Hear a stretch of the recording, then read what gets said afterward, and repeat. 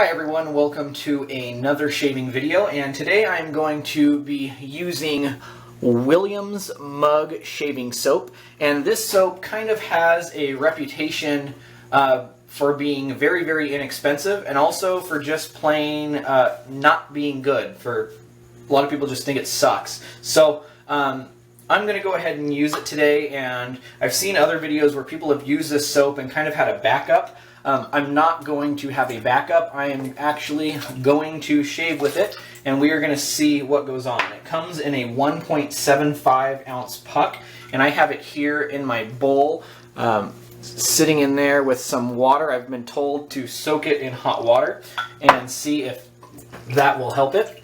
And I have used this before, and the results have been, well, not really what I would want necessarily. So I've dumped my bloom water into the brush. I've been told it's a very thirsty soap, so I try to help that out. And I've just put that puck inside my bowl, and I'm going to be lathering it in the bowl. And I'm going to lather a lot of soap because I want as good of results as I can. And if it does give me great results, then I have no problem saying that, you know, that this soap gave me good results. I am not going to be using the Against the Grain pre-shave bar, which I typically use in most of my shaves. I wanted to give this, you know, kind of an honest look. And as you can see, it is creating a lather. And I'll actually add a little bit more water to it. We'll just see if it creates a lasting lather like they claim.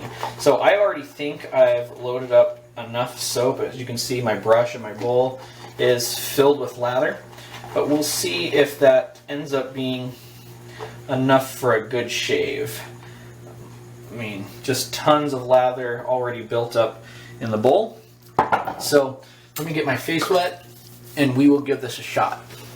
So there are some people out there who I've read reviews, and they say, oh, well, you know, this is the only soap I've used for 20 years and it's great, and there's no reason to buy anything else because this stuff is, you know, so cheap and it works great. And you know,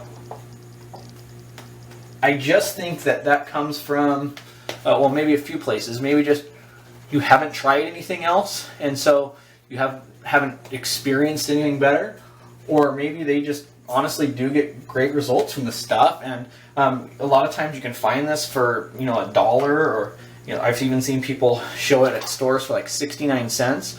And maybe people, you know, love it because it's so cheap, but, you know, I don't know that just because it's cheap necessarily makes subpar performance worth it. Okay, so I think that lather actually looks pretty good. So if it's a lasting lather, like Williams claims, then it might be okay. For my razor today, I'm going to be using this vintage Gillette Ball End Tech with an Astra blade on the second shape. And this is one of my more mild setups, probably the most mild of anything I have in my den. And that was done purposely, just in case this didn't go well, because I did want to commit to actually using this soap. One thing I'm already seeing is that it looks like the lather is thinning out, and that seems to be a problem that lots of people have with this soap. So I am going to stick this out though, and it will probably only be a 2-pass shave. That's all I've been doing lately anyways. But I am making very sure that the pressure is ultra, ultra, ultra light. If anything,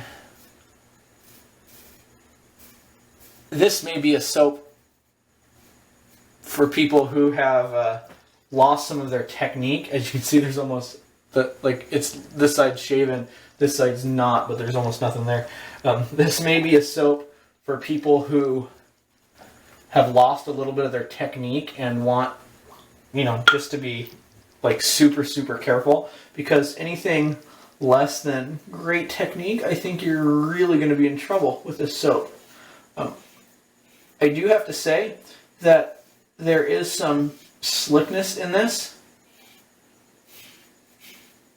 Not amazing, but not horrible. So far, no cuts, nicks, and like I said, I'm going extra light, which is fine. That's probably what I should be doing every night with every soap. As you can see on my neck, the lather is just about completely gone. So good thing I loaded up enough for several days, and in fact I'm going to continue loading up off that puck and reapply to my neck. I said I was going to stick with it, but that doesn't mean I'm going to shave with no lather. That's just silly. So I've reloaded up my neck, and this is the part that scares me a little bit, because one bad shave and I could pay for it for weeks.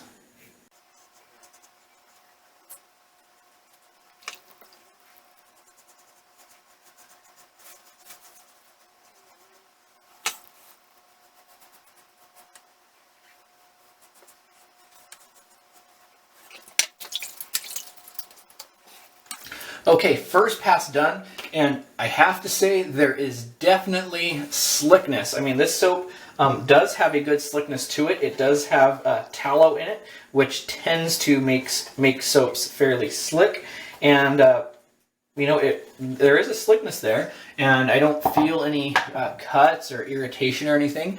And the pass was decent. It wasn't horrible. It definitely started doing the job. But when you get to these across the grain or against the grain passes, I think that's when soaps definitely show their true colors. And it's when a soap like this, with maybe not the greatest protection, could really end up causing you some trouble. So I'm going to try to be even more careful on the second pass than I was with my first. I'm going to be going really light. Slickness actually not bad. My hands where I've touched the soap are actually pretty slick. So I just rubbed that alum block on there, and that makes them nice and sticky again. I don't want the razor to slip out of my hand. So second pass, going across the grain, and you know, I was talking earlier about people who have, you know, said that they have only used this soap forever, and I would think a lot of them might fall into the group of people who are purposely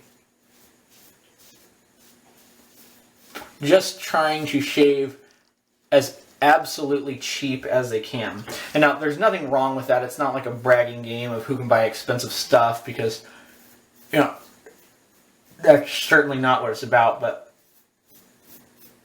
I think that there are some people who almost like the honor of just saying, you know, I shave with a 100 pack of Astras for a year and a half, and that cost me $10, and I shave with a puck of Williams mug soap that cost me 69 cents for 3 months, and so my shaves cost, you know, literally nothing. And like to have that bragging right.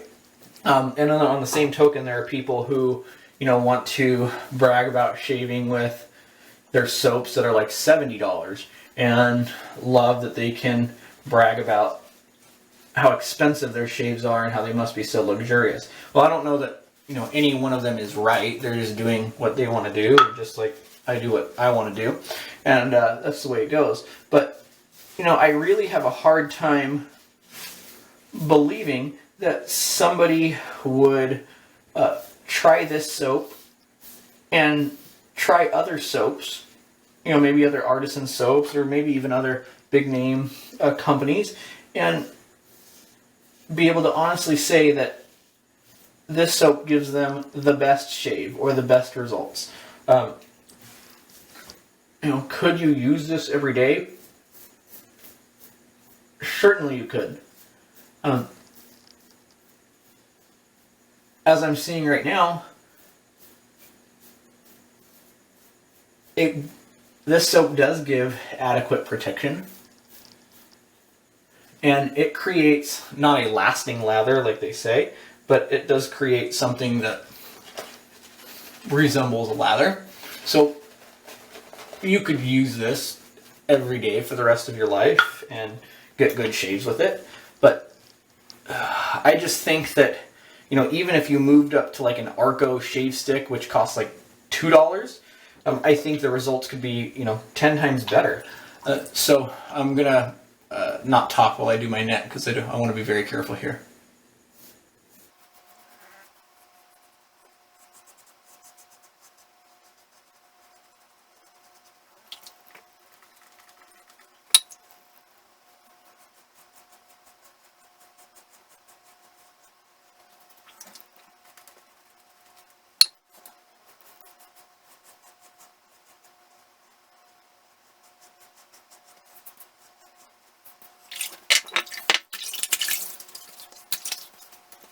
Okay, so 2 passes down, and the shave is close enough for this shave. Certainly not going to take it any further, so I'll get cleaned up and then finish off. Okay, hot water rinse and then cold water rinse, and my face actually feels, you know, fairly soft and moisturized, and the shave was definitely adequate. So I'm going to start off with some Thayer's unscented witch hazel. That will work as an astringent to maybe help curb any irritation that may erupt. I don't feel like there's any spots that are going to become irritated from this shave. I was going so light and being so careful. And but just in case, the next thing I'm going to do before I put on my aftershave is I'm going to apply some of this bump stopper. It's a product I've got that I find if I use it after a rough shave, it definitely helps, you know, some of the irritation. And if it's a shave or there's something that feels, an area that feels hot, it's lightly mentholated and it does kind of cool it down. So I'm just going to put it on my neck area.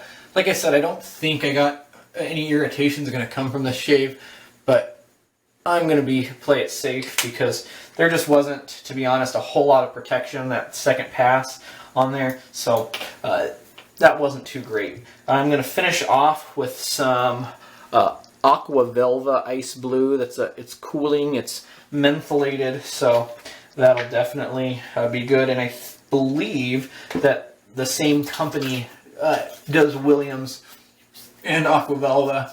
A little bit of burn there, but the menthol kicks in quickly. Nice classic scent. Okay, so finishing up my thoughts with Williams mug soap.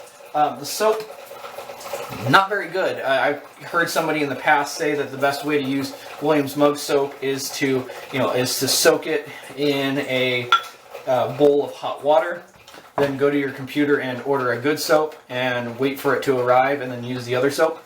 I don't know. I'm not going to be that harsh on it. If you've always wanted to try it and you find it in a store for $1, buy it and try it. And then what I've done with this soap actually is I've turned it into a bath soap. I use it in the shower and just use it like a body soap. And once it's gone, it's gone. You've tried it, and because it really is just not that good. There are so many other soaps that just for a little bit more money, if you're wanting to cut it bare bones, go with an Arco shave stick or something else like that. But this is just, for me, not the way to go. So if you have a greatly differing opinion on this, let me know. That's fine. That's your opinion. This is my opinion. So anyways, thank you guys so much for watching. Hope you guys have a good day, and we'll see you next time with another video. Bye.